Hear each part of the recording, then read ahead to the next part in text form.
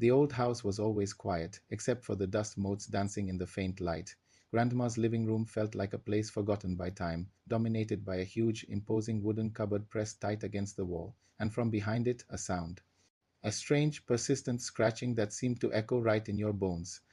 We're here, me and my brother Tund, just staring at that piece of furniture. Grandma had just shuffled out to the backyard, her voice still hanging in the air like a warning. Now you two, she'd said, pointing a frail finger, don't you dare touch that old thing. But the second the back door clicked shut, the scratching got louder.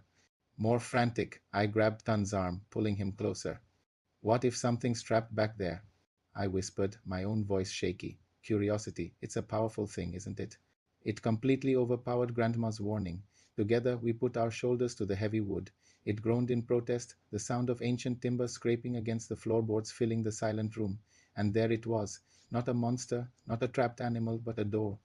A tiny old door, no bigger than a doggy door, painted a faded, chipping red, and sitting right there, gleaming in the dim light, was a small ornate key already in the lock. Tund and I just looked at each other, our eyes wide. We didn't have to say a word. As we stood there, frozen, a faint sound drifted through the cracks. It was a laugh, a high-pitched giggle like a child's, both playful and wrong. Without thinking, my hand reached out and turned the key. The click was deafening in the silence. The little red door didn't need a push. It swung open all on its own, releasing a thick, rolling fog that spilled out onto the floor, cool against our ankles. We peered inside. It wasn't a dark, dusty space. It was a miniature world, bathed in a soft, eerie green glow. Little toy soldiers marched in perfect formation on a tiny cobblestone street. Plush teddy bears sat on miniature park benches, turning their heads to wave at us with their little stuffed paws. They were whispering their tiny fabric mouths moving, though we couldn't make out the words. Standing right at the entrance, as if he were a doorman, was a wooden clown doll. He had a painted-on smile, and he gave us a slow, deep bow, his arm gesturing for us to come inside. It was mesmerizing, like a dream you shouldn't be having. I couldn't resist. I took a step through the doorway, my foot landing on the soft, mossy ground of the toy world. Tant hesitated for only a second before following me. The instant his shoe crossed the threshold, the world behind us vanished. Slam.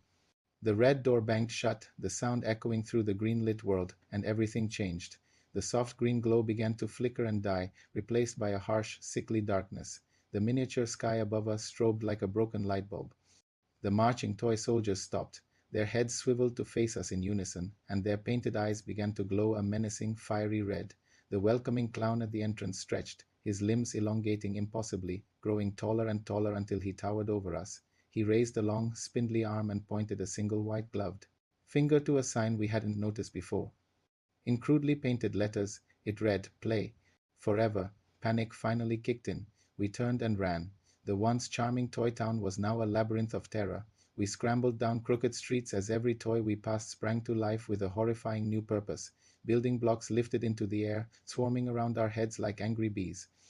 Jack-in-the-boxes popped open on their own, their grinning jesters cackling with sharp, metallic laughter. The plush bears were no longer waving. They were chasing us, their button eyes gleaming with malice. Far in the distance, we saw it, the red door, but it wasn't small anymore. It was huge, towering and shaking violently as if something was pounding on it from the other side. We sprinted, our lungs burning. Behind us, the thudding footsteps of the giant clown got closer and closer. He was still growing, a grotesque shadow swallowing the flickering light. We didn't look back. With one final, desperate burst of energy, we leaped toward the shaking red door. The world dissolved into a tumble of limbs and splintered wood. We landed hard on the familiar floorboards of Grandma's living room, gasping for breath, our hearts hammering against our ribs. The red door slammed shut with a deafening finality, and then, with a low grinding sound, the massive cupboard slid back into place on its own, hiding all evidence of our adventure. The back door opened, and Grandma walked in, carrying a tray with cookies and milk. She stopped and looked at our pale, terrified faces, smeared with dust and terror. A knowing, tired look crossed her face. I told you not to open that door, she said, her voice flat. She set the tray down and stared at the cupboard, letting out a long sigh. It always gets so hungry at this time of year, and as the room faded to black, we could hear it one last time.